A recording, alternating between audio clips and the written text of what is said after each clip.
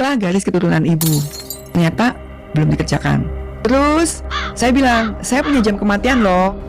Ini bukan sesuai visum ya yang saya tulis. Pokoknya saya ngomong jam kematian. Bu Tuti dibunuh jam 2 sampai jam 4. Amel jam 4 sampai jam 6. Kematian. Bu Tuti dibunuh jam 2 sampai jam 4. Amel jam 4 sampai jam 6. Nah,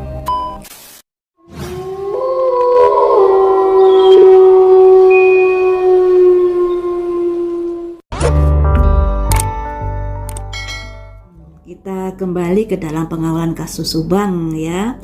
Di awal video tadi sengaja dalam pembahasan kasus Subang akan saya sertakan opening video, yaitu pernyataan dari Ibu Sumiastri yang menyatakan tentang tes DNA garis ibu, juga tentang jam kematian almarhumah Ibu Tuti dan Amel. Sengaja saya buat di opening video dikarenakan ada seseorang yang begitu yang begitu komen di YouTube saya, yang bilang katanya saya adalah gerombolan Pak Yosep, saya dibayar Yosep.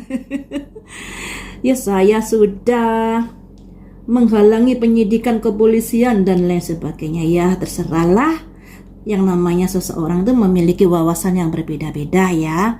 Kalau dia memiliki pandangan seperti itu, ya sudahlah, biarin. Nanti toh biarlah waktu yang menjawab bahwa saya tidak ada kaitannya terkait dengan kasus ini.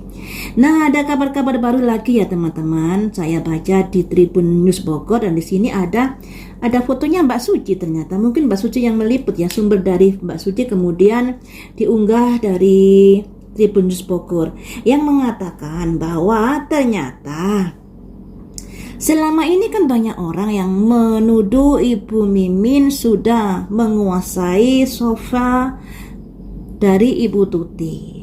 Nah, di sini ternyata sofa dari Ibu Tuti itu disimpan di sekolahan Yayasan Bina Prestasi. Memang mirip, tapi lebih gede dan lebih tinggi punya Ibu Tuti.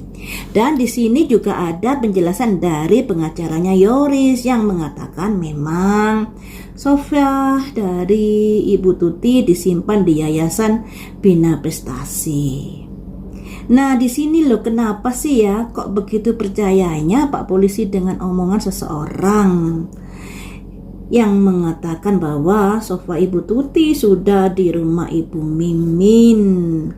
Kenapa begitu saja kemudian saat prarekonstruksi yang diperankan Danu, sofa Ibu Mimin kemudian diusunglah di TKP. Saya baca juga ini ya. Sebelum pengacara Danu, Ahmad Taufan menyebut bahwa Mimin menguasai barang-barang milik Tuti pasca pembunuhan ibu dan anak di Subang. Barang-barang ini kan banyak yang ada di rumah salah satu tersangka, Bu Mimin, kata Taufan. Kata Taufan, perabot Tuti yang ada di rumah Mimin adalah sofa. Kursi-kursi tadi sudah dikembalikan katanya. Jadi saat sebelum prarekonstruksi, kursi-kursi sofa dari Ibu Mimin sudah diambil untuk ditaruh di TKP. Kan ya lucu, padahal sofa itu memang milik Ibu Mimin. Sofanya Ibu Tuti dititipkan di Yayasan Bina Prestasi. Hal sepele ini kenapa pihak kepolisian gak teliti? Hal sepele loh ini, masalah sofa yang kelihatan di depan mata ya, bukan masalah perindilan kecil-kecil, masalah sofa yang begitu besar. Harusnya penyidik ini tidak percaya pada satu sisi.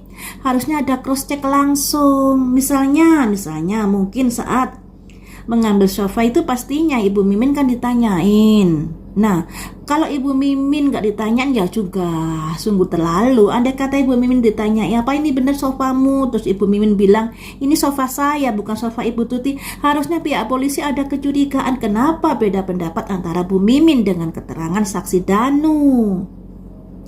Demikian juga pengacaranya Pak Taufan jangan mudah percaya pada omongannya kliennya, sekalipun membela juga harus diteliti karena dari sekian tahun kenyataannya juga dibohongi. Apalagi ini masalah sofa loh ya, masalah sepele aja dibohongi loh. Kenapa sih? Jangan-jangan orang pelakunya ini juga bohong. Sofanya Ibu Tuti ditaruh di sekolahan Ibu Mumin yang dituding. Jangan-jangan semua pelakunya juga begitu, asal tuding aja si Danu ini. Tapi ya semuanya itu butuh dibuktikan dengan alat bukti yang bisa menjerat si pelakunya. Dan Pak Polisi tentunya ya harus teliti. Kenapa ya? Ini sungguh-sungguh mengecohkan. Sungguh-sungguh gimana ya? Masalah sepele loh ini. Masalah sepele, masalah sofa.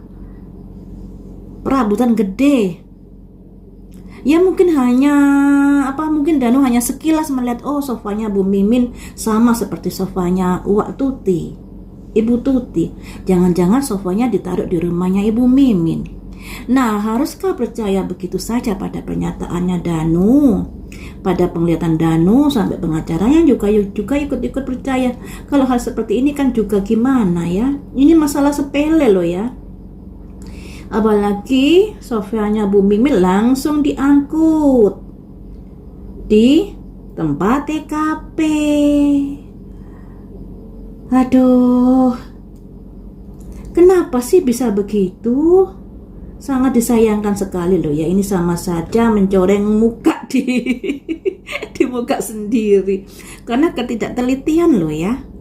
Ketidaktelitian yang pada akhirnya membuat kita juga tanda tanya, loh kok begini sih penyelidikannya? Iya, ya sudahlah teman-teman. Hanya sekilas info itu tadi. Semoga masalah ini bisa segera terselesaikan.